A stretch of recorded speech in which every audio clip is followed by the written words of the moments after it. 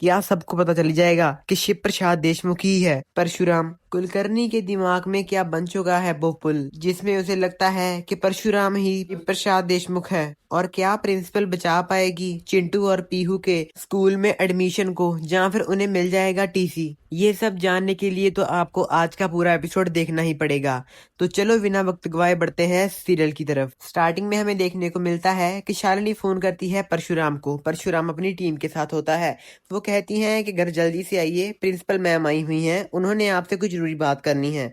ये सुनकर परशुराम कहता है मैं आता हूँ, और फोन काट देता है। तभी हम देखते हैं कि परशुराम की टीम ने एक गुंडा पकड़ा हुआ होता है और उनको वो कहता है कि मुझे छोड़ दो, लेकिन वो कहता है कि चुप रहो। परशुराम बोलता है कि इसका मतलब मेरा शक बिल्कुल सही है। वो उस गुंडे को कहता है कि अगर तूने बाहर अपना मुंह खोला और बताया कि मैं परशुराम हूँ तो तेरा इस दुनिया से खेल खत्म कर दूंगा। और वो है गुंडा डर जाता है और कहता है कि सर मैं बाहर किसी को नहीं बताऊंगा। परशुराम की टीम उसे गाड़ी में बैठाती है और वहां से ले जाती है। अगले ही पल हमें देखने को मिलता है कि शिव प्रसाद देशमुख घर में पहुंच जाता है और वहां पर प्रिंसिपल मैम आई होती हैं।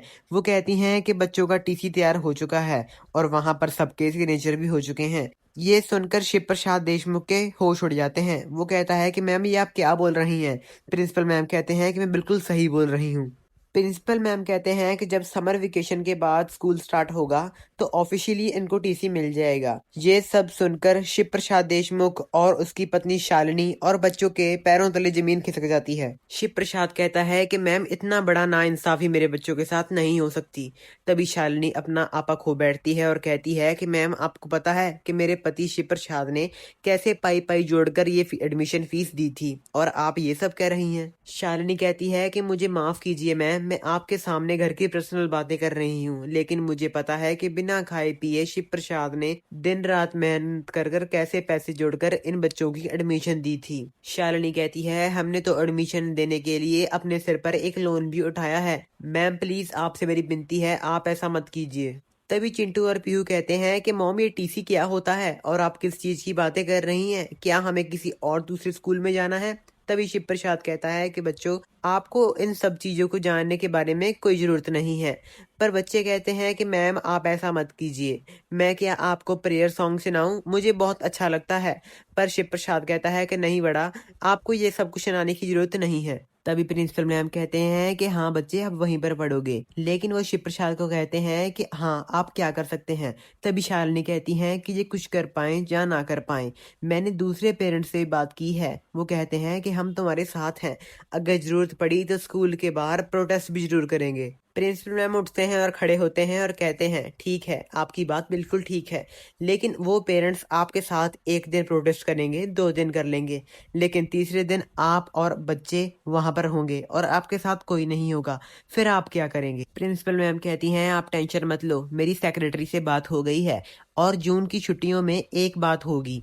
मिड में हमारी एक मीटिंग है, वो भी किरण कुलकर्णी से, मैंने सेक्रेटरी से बात कर ली है। किरण कुलकर्णी को अगर कोई रोक सकता है तो वो है भार्गवी कुलकर्णी। यह सुनकर शिव प्रसाद हैरान होता है। तभी शालिनी कहती हैं कि मैम आपने तो चाय भी नहीं पी। लेकिन तभी चिंटू बोलता है मम्मा घर में तो चीनी है ही नहीं, मुझे फिर में शॉप में जाना पड़ेगा लेने के लिए। ये सुनकर प्रिंसिपल मैम के पैरों तले जमीन खिसक जाती है।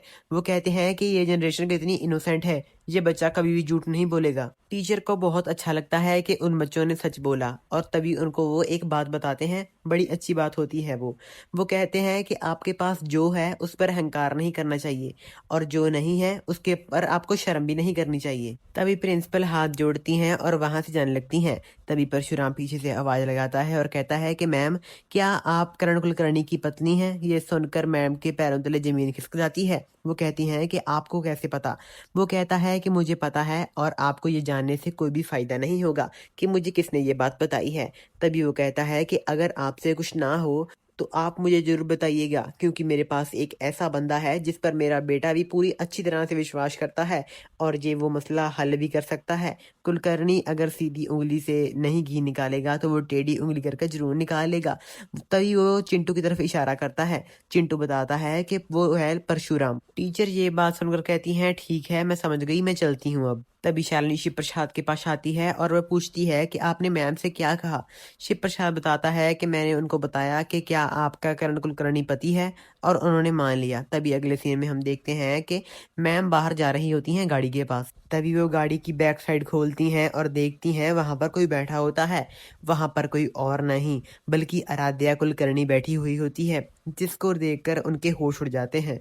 आराध्या बताती है कि आपने मुझे पहले कभी भी नहीं देखा। तो प्रिंसिपल कहते हैं फिर आप यहाँ पर क्या कर रही हो, निकलो मेरी गाड़ी से। तभी आराध्या बाहर आती है और बताती है कि मैं पहले आपके स्कूल में गई थी और वहां पर मुझे पता चला कि आप वहां पर नहीं हैं। उसके बाद मैं आपके घर में गई, वहां पर भी मुझे पता चला कि वहां पर भी आप नहीं हो। फिर मुझे पता चला कि आप तो शिव प्रसाद के बच्चों के पास होंगी, क्योंकि आपको तो उनकी फ्यूचर की चिंता है। तभी प्रिंसिपल मैम कहती हैं बस तुम तो बहुत एरोगेंट हो।